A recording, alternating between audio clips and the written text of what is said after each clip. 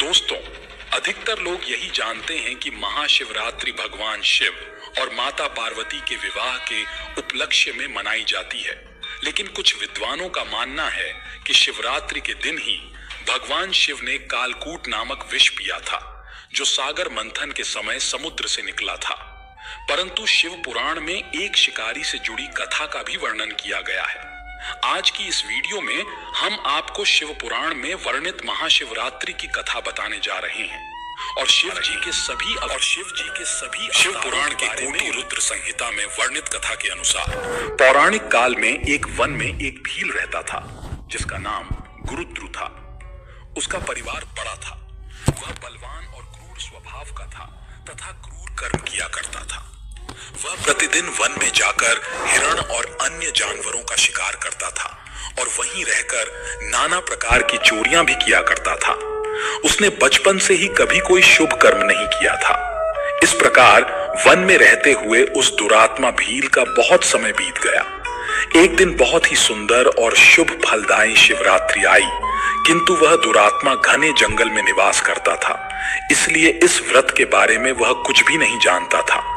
उसी दिन उसके माता पिता और पत्नी भूख से व्याकुल होकर उससे खाने की मांग करने लगे। उनके बार बार याचना करने पर वह भील तुरंत धनुष लेकर वन की ओर चल दिया और हिरणों के शिकार के लिए पूरे वन में घूमने लगा। देवयोग से उसे उस दिन कुछ भी नहीं मिला और सूर्यास्त हो गया। इससे उसे बहुत दुख हुआ और वह सोचने लगा, अब मैं क्या करूं, कहां जाऊं? आज तो कुछ भी हाथ नहीं लगा। घर में जो बच्चे हैं उनका तथा माता पिता का क्या होगा? मेरी पत्नी की भी क्या दशा होगी? अतः उसने सोचा, मुझे कुछ लेकर ही घर जाना चाहिए। ऐसा निश्चय करके वह शिकारी एक जलाशय के समीप पहुंचा, जहां पानी में उतरने का घाट था। वहां जाकर वह खड़ा हो गया और मन ही मन विचार करने लगा, यहां कोई ना कोई जीव पानी पीने अवश्य आएगा, उसी को मारकर मैं घर ले जाऊंगा। ऐसा निश्चय करके वह शिकारी एक बेल के पेड़ पर चढ़ गया और वहीं जल साथ लेकर बैठ गया। उसके मन में केवल यही चिंता थी कि कब कोई जीव आए और कब वह उसे मार सके। इसी प्रतीक्षा में भूख प्यास से पीड़ित होकर वह वहां बैठा रहा। इस तरह काफी रात बीत गई और जब रात का पहला प्रहर आरंभ हुआ तो एक प्यासी हिरणी वहां आई। उसे देखकर उस व्याध को बहुत हर्ष हुआ और उसने तुरंत ही उसे मारने के लिए अपने धनुष पर बाण चढ़ाया। ऐसा करते हुए उसके हाथ के धक्के से थोड़ा सा जल और बेलपत्र नीचे गिर पड़े। संयोगवश उस पेड़ के नीचे एक शिवलिंग स्थित था, जिसके बारे में शिकारी नहीं जानता था। इस तरह जल और बेलपत्र से भगवान शिव की प्रथम प्रहर की पूजा संपन्न हो गई और उस पूजा के प्रभाव से शिकारी के बहुत से पाप तत्काल नष्ट हो गए। उधर वहां होने वाली खड़खड़ाहट की आवाज सुनकर हिरणी भयभीत होकर ऊपर देखने लगी। शिकारी को देखकर वह व्याकुल हो गई और बोली, शिकारी, तुम क्या करना चाहते हो? मेरे सामने सच सच बताओ। हिरणी की बातें सुनकर शिकारी ने कहा, आज मेरे परिवार के लोग भूखे हैं, अतः तुम्हें मारकर मैं उनकी भूख मिटाऊंगा और उन्हें तृप्त करूंगा। शिकारी का वह दारुण वचन सुनकर तथा दुष्ट भील को बाण ताने देख हिरणी सोचने लगी कि अब मैं क्या करूं, कहां जाऊं, कोई उपाय सोचती हूं।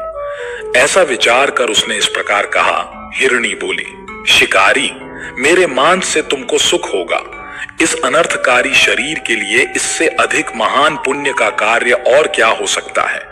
उपकार करने वाले प्राणी को इस लोक में जो पुण्य होता है उसका 100 वर्षों में भी वर्णन नहीं किया जा सकता। परंतु इस समय मेरे सब बच्चे मेरे आश्रम में ही हैं। मैं उन्हें अपनी बहन को अथवा स्वामी को सौंप कर लौट आऊंगी। वत्स, तुम मेरी इस बात को मिथ्या ना समझो। मैं फिर तुम्हारे पास लौट आऊंगी, क्योंकि सत्य से ही धरती टिकी हुई है, सत्य से ही समुद्र अपनी मर्यादा में स्थित है और सत्य से ही निर्झर से जल की धाराएं गिरती रहती हैं। सत्य में ही सब कुछ स्थित है। हिरणी के ऐसा कहने पर जब शिकारी ने उसकी बात नहीं मानी, तब उसने अत्यंत विस्मित एवं भयभीत होकर पुनः इस प्रकार कहना आरंभ किया। हिरणी बोली, शिकारी, सुनो, मैं तुम्हारे सामने ऐसी शपथ खाती हूं कि यदि लौट कर ना आऊं तो मैं अवश्य ही पाप की भागी बनूं। ब्राह्मण यदि वेद बेचे और तीनों काल संध्या वंदन न करे तो उसे जो पाप लगता है वही पाप मुझे भी लगे।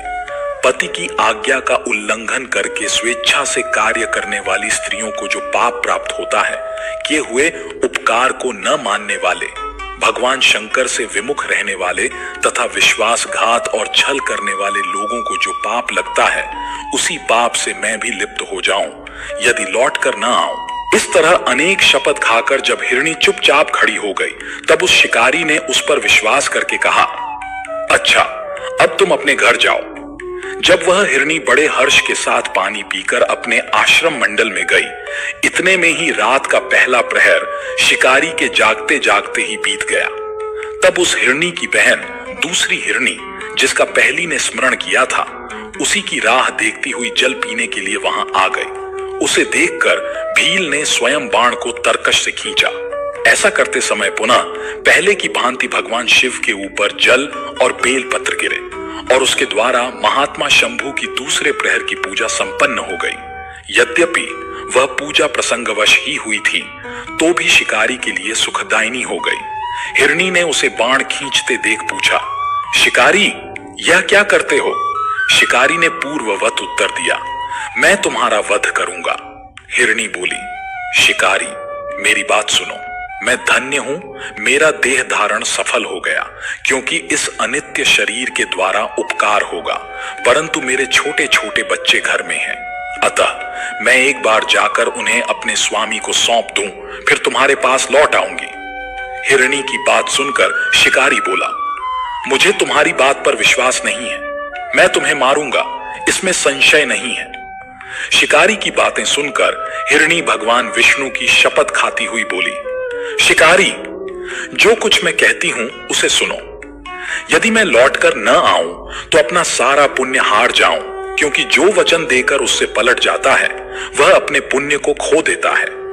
जो पुरुष अपनी विवाहिता स्त्री को त्याग कर दूसरी के पास जाता है, वैदिक धर्म का उल्लंघन करके कपोल कल्पित धर्म पर चलता है। भगवान विष्णु का भक्त होकर शिव की निंदा करता है। माता पिता की निधन तिथि को श्राद्ध आदि न करके उसे सुना बिता देता है तथा मन में संताप का अनुभव करके अपने दिए हुए वचन को पूरा नहीं करता। ऐसे लोगों को जो पाप लगता है वही मुझे भी लगे, यदि लौट कर ना आऊं। हिरणी के ऐसा कहने पर शिकारी ने कहा, ठीक है, जाओ। उसके बाद हिरणी जल पीकर हर्षपूर्वक अपने आश्रम को गई। इतने में ही रात का दूसरा प्रहर भी शिकारी के जागते जागते बीत गया। इसी समय तीसरा प्रहर आरंभ हो जाने पर हिरणी के लौटने में बहुत विलंब हुआ।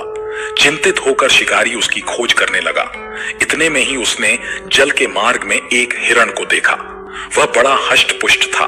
उसे देखकर शिकारी को बड़ा हर्ष हुआ और वह धनुष पर बाण रखकर उसे मार डालने को उद्यत हुआ। ऐसा करते समय उसके प्रारब्धवश कुछ जल और बेल पत्र शिवलिंग पर गिरे, जिससे उसके सौभाग्य से भगवान शिव की तीसरे प्रहर की पूजा भी संपन्न हो गई। इस तरह भगवान ने उस पर अपनी कृपा दिखाई।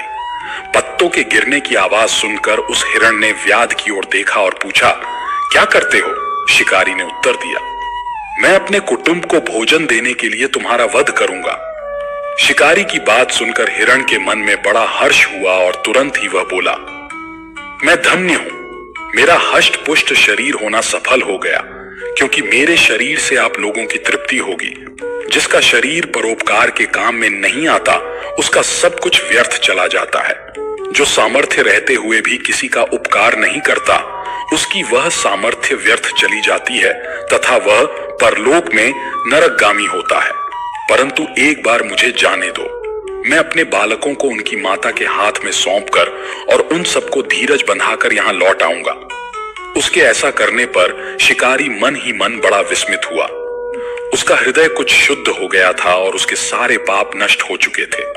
उसने हिरण से कहा, जो यहां आए वे सब तुम्हारी तरह बातें बनाकर चले गए, परंतु वे अभी तक यहां नहीं लौटे। हिरण, तुम भी इस समय संकट में हो, इसलिए झूठ बोलकर चले जाओ, फिर आज मेरा जीवन निर्वाह कैसे होगा? शिकारी की बातें सुनकर हिरण बोला, शिकारी, मैं जो कुछ कहता हूं उसे सुनो। मुझ में असत्य नहीं है। सारा चराचर ब्रह्मांड सत्य से ही टिका हुआ है। जिसकी वाणी झूठी होती है, उसका पुण्य उसी क्षण नष्ट हो जाता है। तथापि शिकारी, तुम मेरी सच्ची प्रतिज्ञा सुनो। शिवरात्रि व्रत के दिन भोजन करने से जो पाप लगता है, झूठी गवाही देने, धरोहर को हड़प लेने तथा संध्या न करने से द्विज को जो पाप होता है, वही पाप मुझे भी लगे यदि मैं लौट कर न आऊं।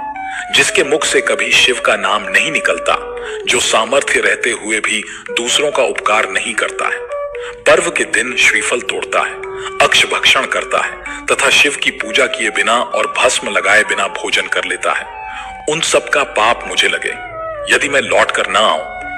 उसकी बात सुनकर शिकारी ने कहा, जाओ शीघ्र लौटना। शिकारी के ऐसा कहने पर हिरण पानी पीकर चला गया। वे सब अपने आश्रम पर मिले। तीनों ही प्रतिज्ञाबद्ध हो चुके थे। आपस में एक दूसरे के वृत्तांत को भली भांति सुनकर सत्य के पाश से बंधे हुए उन सब ने यही निश्चय किया कि वहां अवश्य जाना चाहिए। इस निश्चय के बाद वहां बालकों को आश्वासन देकर वे सब के सब जाने के लिए उत्सुक हो गए। उस समय बड़ी हिरणी ने अपने स्वामी से कहा, प्रभु, आपके बिना यहां बालक कैसे रहेंगे? मैंने ही वहां पहले जाकर प्रतिज्ञा की है, इसलिए केवल मुझको जाना चाहिए। आप दोनों यहीं रहें। उसकी यह बात सुनकर छोटी हिरणी बोली, बहन, मैं तुम्हारी सेविका हूं, इसलिए आज मैं शिकारी के पास जाती हूं, तुम यहीं रहो। यह सुनकर हिरण बोला, मैं ही वहां जाता हूं, तुम दोनों यहां रहो, क्योंकि बच्चों की रक्षा माता से ही होती है। स्वामी की यह बात सुनकर दोनों हिरणी बोली, प्रभु, पति के बिना इस जीवन को धिक्कार है। तब उन सब ने अपने बच्चों को सांत्वना देकर उन्हें पड़ोसियों के हाथ में सौंप दिया और स्वयं शीघ्र ही उस स्थान को प्रस्थान किया जहां वह शिकारी उनकी प्रतीक्षा में बैठा था। उन्हें जाते देख उनके सब बच्चे पीछे पीछे चले आए। उन्होंने यह निश्चय कर लिया था कि माता पिता की जो गति होगी वही हमारी भी होगी। उन सबको एक साथ आया हुआ देख शिकारी को बड़ा हर्ष हुआ। उसने धनुष पर बाण रखा। उस समय पुनः जल और बेलपत्र शिव के ऊपर गिरे, जिससे शिव की चौथे प्रहर की शुभ पूजा भी संपन्न हो गई। उस समय शिकारी का सारा पाप तत्काल भस्म हो गया। इतने में ही दोनों हिरणी और हिरण बोल उठे, शिकारी, शीघ्र कृपा करके हमारे शरीर को सार्थक करो। उनकी यह बात सुनकर व्याध को बड़ा विस्मय हुआ। शिव पूजा के प्रभाव से उसे दुर्लभ ज्ञान प्राप्त हो गया। उसने सोचा, यह हिरण ज्ञानहीन पशु होने पर भी धन्य हैं, जो ज्ञानहीन होकर भी अपने शरीर से परोपकार करना चाहते हैं। लेकिन धिक्कार है मेरे जीवन को कि मैं अनेक प्रकार के कुकृत्य करके अपने परिवार का पालन करता रहा।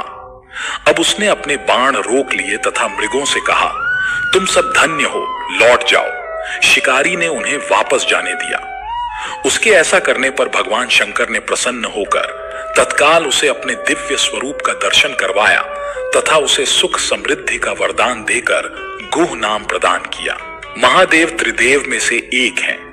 ब्रह्मदेव जहां सृष्टि के रचयिता माने गए हैं, वहीं विष्णु पालक और शिव संहारक माने गए हैं। विष्णु को हरि और शिव को हर कहा जाता है। धर्मशास्त्रों में हरि के 24 अवतारों का वर्णन है, उसी प्रकार शिव के 19 अवतारों का उल्लेख मिलता है। शिव पुराण में कहा गया है कि भगवान शिव और उनके अवतार बिल्कुल समुद्र और लहरों की तरह हैं। इनका ना कोई आदि है और ना कोई अंत। जब कुछ नहीं था, शिव तब भी थे, और जब कुछ नहीं होगा तब भी शिव होंगे। इसलिए शिव जी के अनेकों अवतार हैं, क्योंकि वे अनंत हैं। हम आपको शिव महापुराण में बताए गए शिव जी के कुछ अंश अवतारों का उल्लेख करेंगे। आपसे छोटा सा निवेदन है कि कमेंट में हर हर महादेव अवश्य लिखें।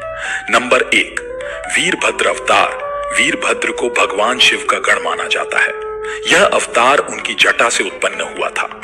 एक कथा के अनुसार शिवजी के ससुर दक्ष प्रजापति ने एक विशाल यज्ञ का आयोजन किया, जिसमें सभी ऋषि मुनि, देवी और देवताओं को बुलाया गया।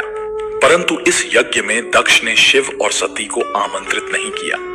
माता सती अपने पति महादेव की इच्छा के विरुद्ध अपने पिता दक्ष प्रजापति के द्वारा आयोजित इस यज्ञ में गईं। पिता का यज्ञ समझकर सती बिना बुलाए ही वहां पहुंच गईं। किंतु जब उन्होंने देखा कि ना तो उनके पति का भाग यज्ञ के लिए निकाला गया है और ना ही उनका सत्कार किया गया, बल्कि पिता ने उनकी ओर देखा तक नहीं, अपने और अपने पति का गौरव अपमान देखकर सती ने यज्ञ के भीतर ही कूदकर आत्मदाह कर लिया। यह देखकर वहां हाहाकार मच गया। भगवान शंकर को जब यह समाचार मिला तो वे क्रोधित हो गए। उन्होंने दक्ष, उसकी सेना और वहां उपस्थित उनके सभी सलाहकारों को दंड देने के लिए अपनी जटा से वीरभद्र नामक एक गण उत्पन्न किया। उत्पन्न होते ही वीरभद्र शिव की आज्ञा से तेजी से यज्ञ स्थल पहुंचे और उन्होंने वहां की भूमि को रक्त से लाल कर दिया। बाद में उन्होंने दक्ष को पकड़कर उसका सिर धड़ से अलग कर दिया। इस घटना का वर्णन स्कंद पुराण, शिव पुराण, देवी पुराण और देव संहिता में भी मिलता है। बाद में ब्रह्मा जी और विष्णु जी कैलाश पर्वत पर गए और उन्होंने महादेव से विनय कर अपने क्रोध को शांत करने को कहा। साथ ही उन्होंने राजा दक्ष को जीवन देकर यज्ञ को संपन्न करने का निवेदन किया। बहुत प्रार्थना करने के बाद भगवान शिव ने उनकी बात मान ली और दक्ष के धड़ से बकरे का सिर जोड़कर उसे जीवन दान दिया। इसके बाद यज्ञ पूरा हुआ। भगवान शिव के गण वीरभद्र की दक्षिण भारत में शिव जी की तरह ही पूजा अर्चना होती है। वीरभद्र मंदिर लेपाक्षी गांव में स्थित है। यह मंदिर दक्षिण भारत में काफी विख्यात है और यहाँ देश भर से दर्शनार्थी आते हैं। नंबर 2, पिपलाद अवतार। एक प्राचीन कथा के अनुसार जब वृत्तासुर का आतंक तीनों लोकों पर बढ़ता जा रहा था, तब उसे मारने के लिए महर्षि दधीच की हड्डियों से इंद्र ने अपना वज्र बनाया और वृत्तासुर का वध किया। क्योंकि दधीच की हड्डियां शिव के तेज से युक्त और शक्तिशाली थीं, महर्षि दधीच की पत्नी सुवर्चला जब अपने आश्रम लौटी तो उन्हें ज्ञात हुआ कि उनके पति की हड्डियों का उपयोग देवताओं के अस्त्र शस्त्र बनाने में किया गया है। इस समाचार से व्यथित होकर वह सती होने को आतुर हो गईं। तभी आकाशवाणी हुई कि तुम्हारे गर्भ में महर्षि दधीच के ब्रह्म तेज से भगवान शिव का अवतार होगा, अतः उसकी रक्षा करना अत्यंत आवश्यक है। यह सुनकर सुवर्चला शांत हो गईं और उन्होंने एक सुंदर बालक को जन्म दिया। पीपल के पेड़ के नीचे जन्म होने के कारण ब्रह्मा जी ने उनका नाम पिपलाद रखा और सभी देवताओं ने उनके सभी संस्कार पूर्ण किए। बाल्यकाल में ही पिपलाद के मन में एक विचार आया। उन्होंने देवताओं से पूछा, ऐसा क्या कारण है कि मेरे पिता दधीच जन्म से पूर्व ही मुझे छोड़कर चले गए और मेरी माता भी मेरा जन्म होते ही सती हो गईं। मैं बाल्यकाल में ही अनाथ होकर कष्ट झेलने लगा। यह सुनकर देवताओं ने बताया कि शनि ग्रह की दृष्टि के कारण ही ऐसा संयोग बना था। यह सुनकर पिपलाद मुनि बड़े क्रोधित हुए और कहने लगे, यह शनि नवजात शिशुओं को भी नहीं छोड़ता, इसे इतना अहंकार है। एक दिन पिपलाद मुनि का सामना शनिदेव से हुआ। उन्होंने अपना ब्रह्म दंड उठाया और शनिदेव पर प्रहार कर दिया। शनिदेव ब्रह्म दंड का प्रहार नहीं सह सकते थे, इसलिए वे डरकर भागने लगे। तीनों लोकों की परिक्रमा करने के बाद भी ब्रह्म दंड ने शनिदेव का पीछा नहीं छोड़ा और उनके पैर पर जाकर लगा, जिससे शनिदेव लंगड़े हो गए। देवताओं ने पिपलाद मुनि से शनिदेव को क्षमा करने की विनती की। देवताओं की प्रार्थना पर पिपलाद ने शनिदेव को इस शर्त पर क्षमा किया कि शनि जन्म से लेकर 16 वर्ष की आयु तक किसी को कष्ट नहीं देंगे। नंबर 3, नंदी अवतार। शिव पुराण की कथा के अनुसार शलादर को वंश समाप्त होता देख उनके पितरों ने चिंता व्यक्त की। तप आदि में व्यस्त रहने के कारण वे गृहस्थ आश्रम नहीं अपनाना चाहते थे। शलादर ने देवों को तप से प्रसन्न कर ऐसा पुत्र प्राप्त करने का वरदान मांगा जो जन्म और मृत्यु के बंधन से मुक्त हो। इंद्रदेव ने इसमें अपनी असमर्थता जताते हुए भगवान शिव को प्रसन्न करने का परामर्श दिया। भगवान शंकर शलादर की तपस्या से प्रसन्न हुए और स्वयं शलादर में प्रकट होने का वरदान दिया। वे नंदी के रूप में प्रकट हुए। शंकर के वरदान से नंदी मृत्यु, भय आदि से मुक्त हो गए। भगवान शंकर ने माता पार्वती की सम्मति से संपूर्ण गणों और वेदों के समक्ष नंदी का गणों के अधिपति के रूप में अभिषेक करवाया। इस प्रकार नंदी नंदीश्वर में परिवर्तित हो गए। कुछ समय पश्चात नंदी और मरुतों की पुत्री सुयशा का विवाह हुआ। भगवान शंकर ने नंदी को वरदान दिया कि जहां भी नंदी का निवास होगा वहीं शिव भी निवास करेंगे। यही कारण है कि प्रत्येक शिव मंदिर में नंदी की स्थापना की जाती है। नंदी के नेत्र सदैव अपने इष्ट का स्मरण करते हैं। माना जाता है कि नंदी के नेत्रों से ही शिव की छवि मन में बसती है। नंदी के नेत्रों का यह अर्थ है कि यदि भक्ति के साथ मनुष्य में क्रोध, अहंकार आदि दुर्गुणों को पराजित करने की सामर्थ्य न हो तो भक्ति का लक्ष्य कभी प्राप्त नहीं होता। नंदी पवित्रता, विवेक, बुद्धि और ज्ञान के प्रतीक माने जाते हैं। उनके जीवन का प्रत्येक क्षण भगवान शिव को समर्पित था। नंबर 4, भैरव अवतार। शिव महापुराण के अनुसार एक बार भगवान विष्णु ने ब्रह्मा जी से पूछा कि इस सृष्टि का सर्वश्रेष्ठ रचनाकार कौन है। इसके उत्तर में ब्रह्मा जी ने स्वयं को सर्वश्रेष्ठ बताया। उनकी वाणी में अहंकार झलक रहा था, जिससे भगवान विष्णु क्रोधित हो गए। तब वे दोनों अपने प्रश्न का उत्तर जानने के लिए चारों वेदों के पास गए। चारों वेदों ने उत्तर दिया कि भगवान शिव ही सृष्टि के सर्वश्रेष्ठ रचनाकार हैं। यह उत्तर सुनकर ब्रह्मा और विष्णु दोनों हंसने लगे। इससे ब्रह्मा जी का अहंकार और अधिक बढ़ गया। तभी वहां भगवान शिव दिव्य ज्योति स्वरूप में प्रकट हुए। भगवान शिव को देखकर ब्रह्मा जी अत्यंत क्रोधित हो उठे और उनका 5वां सिर क्रोध से तपने लगा।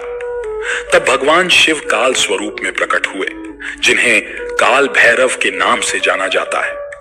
काल भैरव ने अपने क्रोध से ब्रह्मा जी के 5वें सिर को धड़ से अलग कर दिया।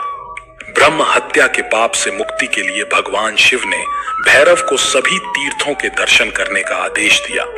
काल भैरव ने अपने एक हाथ में ब्रह्मा जी का कटा हुआ सिर लिया और सभी तीर्थ स्थलों के दर्शन किए। विभिन्न नदियों में स्नान किया, परंतु फिर भी ब्रह्म हत्या के पाप से मुक्त नहीं हुए। अंततः जब वे काशी पहुंचे तो वहां जाते ही वे ब्रह्म हत्या के पाप से मुक्त हो गए। उनके हाथ से ब्रह्मा जी का सिर जमीन पर गिर पड़ा। उस स्थान को कपाल मोचन तीर्थ कहा जाता है। तभी से काल भैरव काशी में स्थायी रूप से निवास करने लगे। ऐसी मान्यता है कि काशी के कोतवाल के रूप में आज भी काल भैरव की पूजा की जाती है।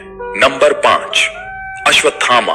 अश्वत्थामा काल, क्रोध, यम और भगवान शिव के अंश अवतार थे। गुरु द्रोणाचार्य ने भगवान शिव को पुत्र रूप में पाने के लिए घोर तपस्या की थी। उनकी तपस्या से प्रसन्न होकर भगवान शिव ने उन्हें वरदान दिया कि वे उनके पुत्र के रूप में अवतरित होंगे। समय आने पर द्रोणाचार्य के यहाँ बलशाली पुत्र का जन्म हुआ, जिसका नाम अश्वत्थामा रखा गया।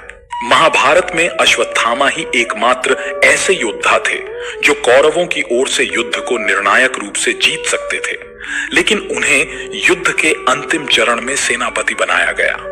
युद्ध के 18वें दिन दुर्योधन ने रात्रि में उल्लू और कौवे की सलाह पर अश्वत्थामा को सेनापति नियुक्त किया। उसी रात्रि में अश्वत्थामा ने पांडवों की शेष सेना, उनके पुत्रों और गर्भ में पल रहे अभिमन्यु के पुत्र तक का वध कर दिया। अश्वत्थामा के इस नरसंहार से पांडव जीतकर भी हार गए। श्री कृष्ण ने अश्वत्थामा को युगों युगों तक भटकने का श्राप दे दिया। ऐसी मान्यता है कि अश्वत्थामा आज भी धरती पर जीवित है। नंबर 6, शरभ अवतार। भगवान शिव का 6ठा अवतार शरभ अवतार है। इस अवतार में भगवान शिव का स्वरूप आधा मृग तथा आधा शरभ पक्षी था।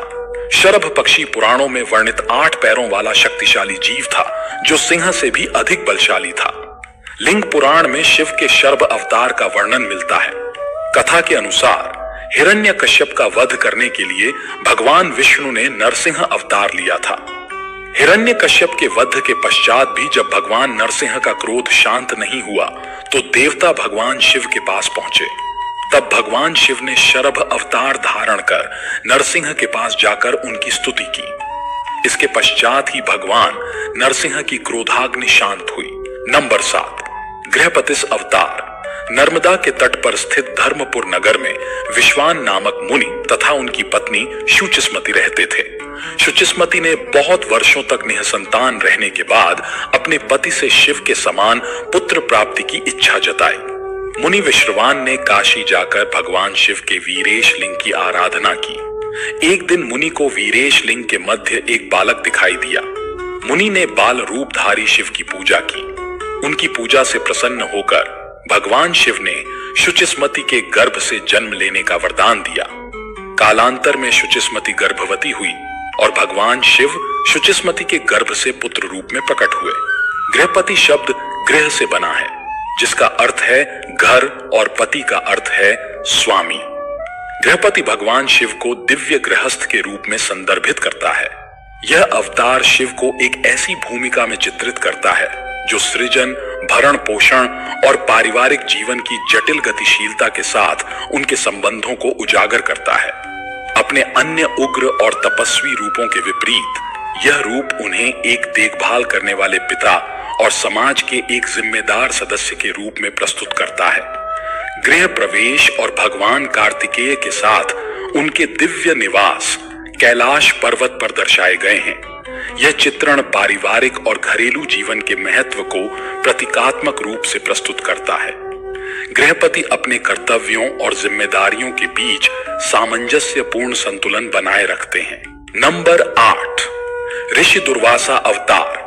ऋषि दुर्वासा भगवान शिव के पुत्र कहलाते हैं। ऐसा माना जाता है कि उनका जन्म भगवान शिव के क्रोध से हुआ था। इसी कारण उनके स्वभाव में जन्म से ही क्रोध का ज्वालामुखी समाहित था। ऋषि दुर्वासा को छोटी छोटी बातों पर क्रोध आ जाता था और वे शीघ्र ही श्राप दे देते थे। पौराणिक कथा के अनुसार एक बार माता पार्वती भगवान शिव के साथ एकांत समय व्यतीत कर रही थीं। तभी अचानक देवताओं ने उनके एकांतवास में खलल डाल दिया। इससे भगवान शिव का क्रोध अपने चरम पर पहुंच गया। भगवान शिव के क्रोध को देखकर सभी देवता छिप गए। इसी समय माता अनुसूया भगवान शिव और माता पार्वती के दर्शन के लिए पहुंची। माता अनुसूया को आता देख माता पार्वती ने भगवान शिव को शांत करने का प्रयास किया। भगवान शिव शांत तो हो गए, लेकिन उनके क्रोध से उत्पन्न ऊर्जा कैलाश पर्वत में इधर उधर टकराने लगी, जिससे कैलाश का नुकसान होने लगा। सभी देवता और महादेव के परिवार के सदस्य भगवान शिव के पास पहुंचे और इस क्रोध ऊर्जा को नष्ट करने की प्रार्थना करने लगे। तब भगवान शिव ने बताया कि वे इस ऊर्जा को पुनः अपने अंदर समा नहीं सकते, क्योंकि यह ऊर्जा उनके तीसरे नेत्र से उत्पन्न हुई है। यदि उनका तीसरा नेत्र पुनः खुला तो इससे सृष्टि को और भी अधिक नुकसान होगा। महादेव की बात सुनकर माता अनुसूया ने भगवान शिव से आज्ञा मांगी कि वे अपने तपोबल से इस क्रोध ऊर्जा को अपने भीतर धारण कर सकती हैं। महादेव ने माता अनुसूया को इसकी अनुमति दी। माता अनुसूया ने इस ऊर्जा को अपने गर्भ में धारण किया और इसी कारण ऋषि दुर्वासा का जन्म हुआ। क्योंकि वे क्रोधाग्नि से उत्पन्न हुए थे, इसलिए उनके स्वभाव में अत्यंत क्रोध समाहित हो गया। नंबर 9, हनुमान अवतार। शिव महापुराण के अनुसार माता अंजनी ने भगवान शिव को पुत्र रूप में प्राप्त करने के लिए घोर तपस्या की और वरदान मांगा। तब भगवान शिव ने पवनदेव के माध्यम से अपनी रुद्र शक्ति का अंश हवन कुंड में अर्पित कर दिया। यही शक्ति माता अंजनी के गर्भ में प्रविष्ट हुई और चैत्र शुक्ल पक्ष की पूर्णिमा के दिन हनुमान जी का जन्म हुआ।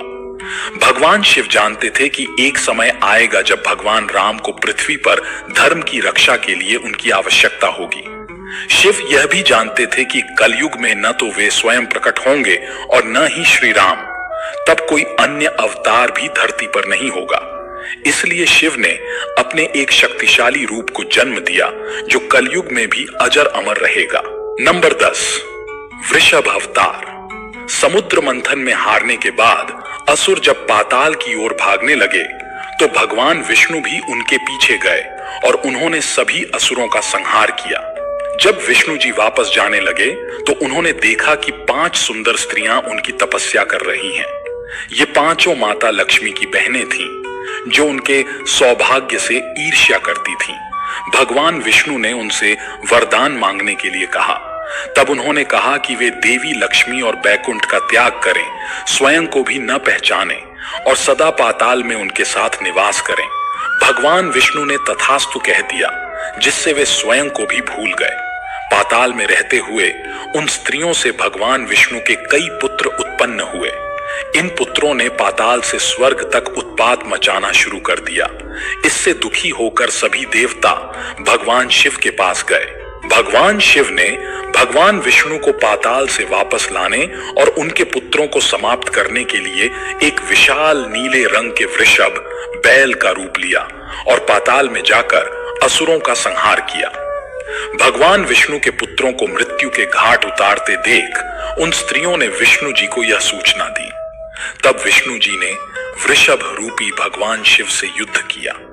इसी समय भगवान गणेश वहां प्रकट हुए और उन्होंने इस युद्ध को रोकने के लिए उन स्त्रियों को अपना वरदान वापस लेने को कहा।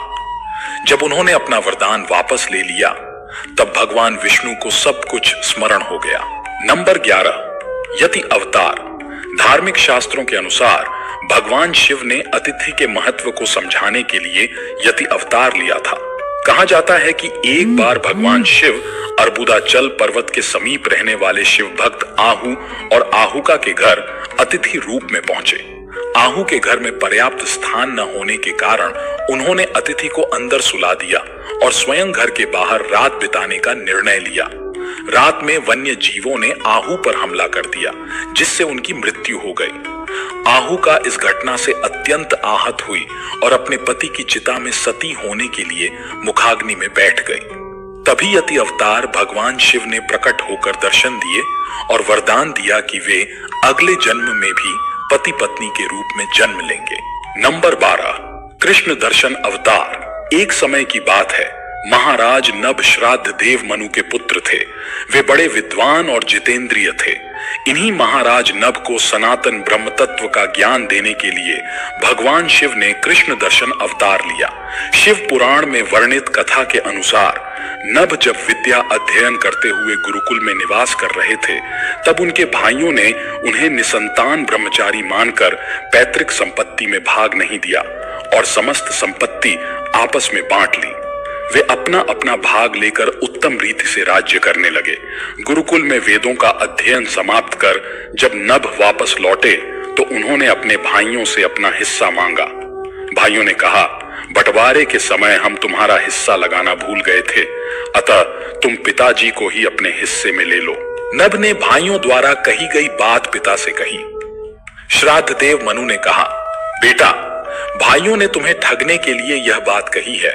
मैं तुम्हारे लिए भोग साधक उत्तम दाय नहीं बन सकता, तथापि तुम्हारी जीविका के लिए एक उपाय बताता हूं, ध्यान से सुनो। इस समय नदी किनारे कुछ ब्राह्मण एक बहुत बड़ा यज्ञ कर रहे हैं। उस यज्ञ में प्रत्येक छठे दिन का कार्य वे ठीक ठीक नहीं समझ पाते और उसमें भूल कर बैठते हैं। तुम वहां जाओ और उन ब्राह्मणों को विश्वेदेव संबंधी 2 सूक्त सुना दिया करो। इससे वह यज्ञ शुद्ध रूप से संपन्न होगा। यज्ञ समाप्त होने पर जब वे ब्राह्मण स्वर्ग जाने लगेंगे तब संतुष्ट होकर अपने यज्ञ से बचा हुआ सारा धन तुम्हें दे देंगे। पिता के कथनानुसार नभ यज्ञ में गए और विश्वेदेव संबंधी दोनों सूक्तों का शुद्ध उच्चारण किया। यज्ञ कर्म समाप्त होने पर ब्राह्मण यज्ञ से बचा हुआ अपना सारा धन नभ को देकर स्वर्ग चले गए। जब नभ उस यज्ञ वशिष्ठ धन को ग्रहण करने लगे तभी भगवान सदाशिव कृष्ण दर्शन रूप में प्रकट हुए। उनके सारे अंग अत्यंत सुंदर थे परंतु नेत्र कृष्ण वर्ण के थे। उन्होंने नभ से पूछा, तुम कौन हो और इस धन को क्यों ले रहे हो? यह तो मेरी संपत्ति है। नभ ने कहा, यह तो यज्ञ से बचा हुआ धन है। इसे ऋषिगण मुझे देकर स्वर्ग चले गए हैं। इसे लेने से आप मुझे क्यों रोक रहे हैं? इस पर कृष्ण दर्शन ने कहा, हे मित्र, हम दोनों के इस झगड़े में अब तुम्हारे पिता ही निर्णायक होंगे। वे जैसा कहें वैसा ही करना चाहिए। नभ ने कृष्ण दर्शन की बात अपने पिता से कही। इस पर श्राद्ध देव मनु ने भगवान सदाशिव के चरण कमलों का ध्यान किया और पुत्र नभ को समझाते हुए कहा, वे पुरुष जो तुम्हें धन लेने से रोक रहे हैं वे कोई और नहीं बल्कि स्वयं भगवान सदाशिव हैं। वैसे तो संसार की समस्त संपत्ति परमात्मा की है परंतु यज्ञ वशिष्ठ धन पर उनका विशेष अधिकार है। अतः तुम्हें उनके पास जाकर अपने द्वारा हुए अपराध के लिए क्षमा मांगनी चाहिए। पिता की बात सुनकर नभ कृष्ण दर्शन भगवान शिव के पास वापस आए और अनजाने में हुए अपराध के लिए क्षमा मांगी। उन्होंने भगवान के चरणों में मस्तक रखकर प्रणाम किया तथा सुंदर स्तुतियों से उनका स्तवन किया। लीलाधारी भगवान ने प्रसन्न होकर नभ पर कृपा दृष्टि डाली और मुस्कुराते हुए कहा, तुम्हारे पिता ने धर्मानुकूल निर्णय दिया है और तुमने भी साधु स्वभाव के कारण सत्य ही कहा है। अतः मैं तुम पर बहुत प्रसन्न हूं। यह सारा धन मैं तुम्हें देता हूं साथ ही तुम्हें सनातन ब्रह्म तत्व का ज्ञान भी प्रदान करता हूं। तुम इस लोक में निर्विकार रहकर सुख भोगो, अंत में तुम्हें मेरी कृपा से सद्गति प्राप्त होगी। ऐसा कहकर भगवान शिव अंतर्धान हो गए। नंबर 13, अवधूत अवतार। भगवान शिव ने अवधूत अवतार लेकर इंद्र के अहंकार को चूर किया था।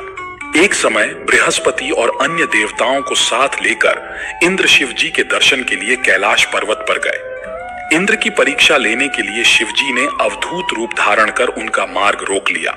इंद्र ने उस पुरुष से अवज्ञा पूर्वक बार बार उसका परिचय पूछा, परंतु वह मौन रहा। इस पर क्रोधित होकर इंद्र ने जैसे ही अवधूत पर प्रहार करने के लिए वज्र छोड़ा, वैसे ही उनका हाथ स्तंभित हो गया। यह देखकर बृहस्पति ने शिवजी को पहचान कर अवधूत की स्तुति की, जिससे प्रसन्न होकर शिवजी ने इंद्र को क्षमा कर दिया। नंबर 14, भिक्षु अवतार। धर्म ग्रंथों के अनुसार महाभारत के बाद सभी देवता अपने अपने धाम चले गए। इसके बाद पृथ्वी लोक पर कलयुग का प्रारंभ हो गया। कलयुग के प्रारंभ होने से धर्म और अधर्म में अधिक भेद नहीं रह गया। लोग धन संपत्ति के लालच में एक दूसरे के राज्यों पर हमले कर रहे थे और उनकी संपत्ति छीन रहे थे। विदर्भ के राजा सत्यरथ के साथ भी ऐसा ही हुआ। शत्रु राज्य ने उनके राज्य पर आक्रमण कर दिया और राजा सत्यरथ मारे गए। उनकी गर्भवती पत्नी शत्रुओं से छिपकर किसी प्रकार अपने प्राण बचाने में सफल हुई, क्योंकि उनके गर्भ में एक बालक था। यदि वे मारी जाती तो वह बालक भी नष्ट हो जाता। भागते भागते रानी जंगल के पास एक सरोवर पहुंची। उन्हें प्यास लगी तो वे अपने पुत्र को हाथ में लेकर सरोवर की ओर जाने लगी। रानी ने सरोवर के एक किनारे पुत्र को रखा और जल पीने के लिए सरोवर में चली गई। जैसे ही वे जल पीने लगी, वैसे ही सरोवर में मौजूद एक घड़ियाल ने उन्हें अपना आहार बना लिया। कुछ समय बाद वह बालक भूख प्यास से तड़पने लगा। भगवान शिव अपनी दिव्य दृष्टि से यह सब देख रहे थे।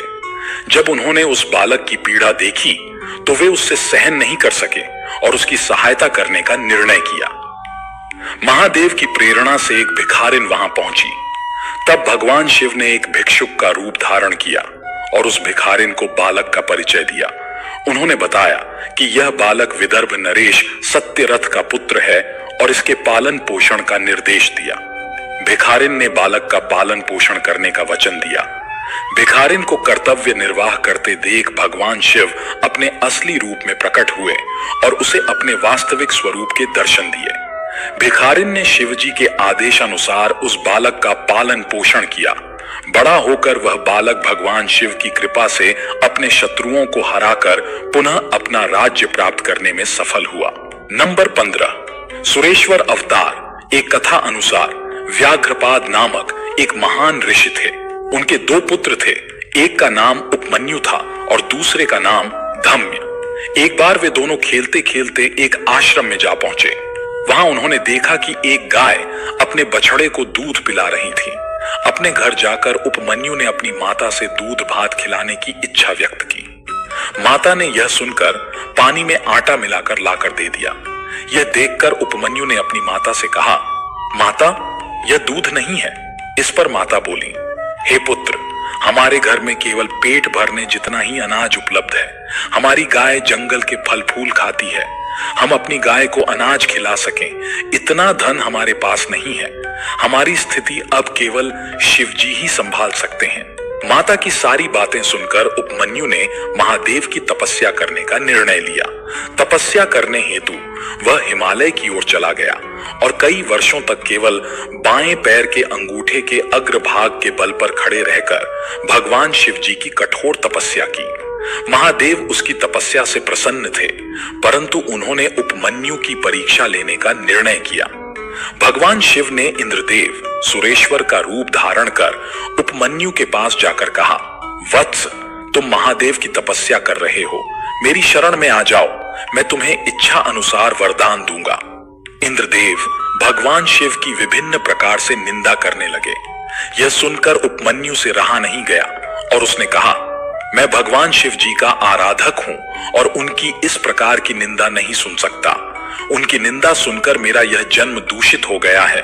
अब मैं इस शरीर के साथ महादेव की तपस्या नहीं कर सकता, इसलिए मैं अपना यह जीवन यहीं समाप्त कर दूंगा।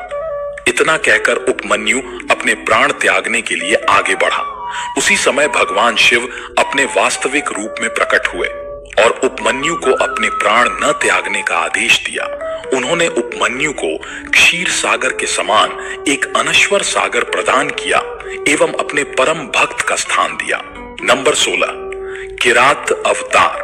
जब पांडव वनवास में थे तब एक दिन अर्जुन ने निर्णय लिया कि उसे हिमालय पर जाकर तपस्या करनी चाहिए और देवाधिदेव शिव को प्रसन्न कर वरदान में कुछ दिव्य अस्त्र शस्त्र प्राप्त करने चाहिए। वीर अर्जुन हिमालय पर्वतमाला में स्थित इंद्रकील नामक स्थल पर जा पहुंचा और एक शिवलिंग के सामने एकाग्र होकर तपस्या करने लगा। भगवान शिव ने अर्जुन की परीक्षा लेने के लिए किरात रूपी भील वेश धारण किया और इंद्रकील जा पहुंचे। उसी समय इंद्रकील में मुकासुर नामक दैत्य ने अति भयंकर सुअर का रूप धारण कर ऋषि मुनियों के आश्रम में उत्पात मचाना शुरू कर दिया। ऋषि मुनियों के आश्रम में कोलाहल मच गया, जिससे अर्जुन का ध्यान भंग हो गया। विकराल सुअर को उत्पात मचाते देखकर अर्जुन ने धनुष पर बाण चढ़ाया और चला दिया, लेकिन सुअर के शरीर में 2 तीर एक साथ आ घुसे। एक अर्जुन का था और दूसरा किरात रूपधारी शिव का। दोनों तीर लगते ही सुअर भेषधारी मुकासुर ढेर हो गया और जमीन पर गिरते ही अपने असली रूप में आ गया। सुअर का वध किसने किया, इस बात को लेकर अर्जुन और किरात रूपी शिव दोनों अड़ गए। लेकिन जैसे ही अर्जुन की दृष्टि किरात के गले में पड़ी फूलमाला पर गई, वह स्तब्ध रह गया, क्योंकि वही फूलमाला तो अर्जुन ने शिवलिंग पर चढ़ाई थी। यह देखकर अर्जुन को समझ में आ गया कि किरात के रूप में स्वयं भगवान शंकर हैं। अर्जुन तुरंत उनके चरणों में गिर पड़ा और अपने आंसुओं से भगवान शिव के चरणों को धोते हुए क्षमा मांगने लगा। तब शिव जी अपने असली रूप में प्रकट हुए। अर्जुन ने वहीं शिव पूजन करके उन्हें प्रसन्न किया। देवाधिदेव शिव ने अर्जुन की भक्ति और साहस की प्रशंसा की और वरदान स्वरूप उसे अभेद्य पाशुपत अस्त्र प्रदान किया। नंबर 17, ब्रह्मचारी अवतार। मां पार्वती ने बचपन से ही भगवान शिव जी की तपस्या करना शुरू कर दी थी। वे कई वर्षों तक महादेव की तपस्या में लीन रहीं। भगवान शिव ने उनकी भक्ति और प्रेम को देखकर उनकी परीक्षा लेने का निर्णय किया। एक दिन जब मां पार्वती नदी के किनारे भगवान शिव जी की तपस्या कर रही थी, तो महादेव ने ब्रह्मचारी का रूप धारण किया और मां पार्वती के पास गए। ब्रह्मचारी ने उनसे उनकी तपस्या का कारण पूछा। मां पार्वती ने उन्हें बताया कि वे भगवान शिव जी को प्राप्त करने की इच्छा से तपस्या कर रही हैं। यह सुनकर ब्रह्मचारी ने भगवान शिव जी की निंदा करते हुए कहा, वे उग्र, अमंगल और जटाधारी हैं। वे तुम्हारे लिए उपयुक्त नहीं हैं। उनके साथ विवाह करके तुम्हें सुख नहीं मिलेगा। लेकिन पार्वती अपने विचारों में दृढ़ रहीं। महादेव के बारे में ऐसी बातें सुनकर वे बहुत क्रोधित हो गईं। मां पार्वती की भक्ति और प्रेम को देखकर महादेव ने उन्हें अपने वास्तविक रूप में दर्शन दिए और उन्हें अपनी पत्नी के रूप में स्वीकार करने का वचन दिया। परंतु मां पार्वती ने भगवान शिव से आग्रह किया कि वे उनके पिता के पास जाकर विवाह प्रस्ताव रखें। भगवान शिव जी ने उनकी बात से सहमत होकर पिता के समक्ष विवाह प्रस्ताव रखने का वचन दिया। नंबर 18, सुनत नर्तक अवतार। कुछ दिनों बाद शिव जी ने सुनत नर्तक अवतार धारण करके पार्वती के पिता हिमाचल के महल में जाकर नृत्य किया। उन्होंने इतना सुंदर और मनोहर नृत्य किया कि सभी प्रसन्न हो गए। महाराज हिमाचल ने भी उनकी नृत्य कला की प्रशंसा की। महाराज हिमाचल ने सुनत नर्तक के पास जाकर कहा, तुम्हारी नृत्य कला अत्यधिक अद्भुत है। हम इस कला का मूल्य तय नहीं कर सकते, इसलिए आप बताइए कि आप कितना मूल्य चाहते हैं। हम वही मूल्य देंगे जो आप मांगेंगे। यह सुनकर सुनत नर्तक वेशधारी शिव जी ने मां पार्वती का हाथ मांग लिया। पिता हिमाचल दुविधा में पड़ गए, क्योंकि वे सुनत नर्तक को उनके शब्दों के अनुसार मूल्य देने का वचन दे चुके थे। तभी सुनत नर्तक अचानक वहां से चले गए, परंतु जाते जाते मां पार्वती को अपने वास्तविक रूप का दर्शन दे दिया। उसके बाद मां पार्वती ने अपने पिता हिमाचल को सुनत नर्तक के वास्तविक रूप के बारे में बताया और उनके विवाह प्रस्ताव को स्वीकार करने का आग्रह किया। परिणाम स्वरूप पिता हिमाचल ने मां पार्वती का विवाह भगवान शिव जी से करवाने का निर्णय लिया। नंबर 19, यक्ष अवतार। समुद्र मंथन से निकलने वाले अमृत को पीने के बाद देवताओं में अहंकार और अभिमान आ चुका था। उन्हें लगने लगा कि अब उन्हें कोई भी पराजित नहीं कर सकता। वे सब स्वयं को सर्वश्रेष्ठ मानने लगे थे। यह देखकर भगवान शिव जी ने उनके इस अभिमान को तोड़ने का निर्णय लिया। उन्होंने यक्ष अवतार लिया और सभी देवताओं के पास गए। उन्होंने देवताओं के समक्ष एक तिनका रखा और कहा, जो भी इस साधारण तिनके को उठा सकेगा वह आप सब में से श्रेष्ठ माना जाएगा। आप चाहें तो इसे काट सकते हैं, जला सकते हैं या पानी में डुबो सकते हैं। यक्ष की यह बात सुनकर देवता हंस पड़े। एक एक कर सभी देवताओं ने उस तिनके को उठाने का प्रयास किया, लेकिन कोई भी देवता उसे हिला तक नहीं सका। यह देखकर सारे देवता आश्चर्य में पड़ गए।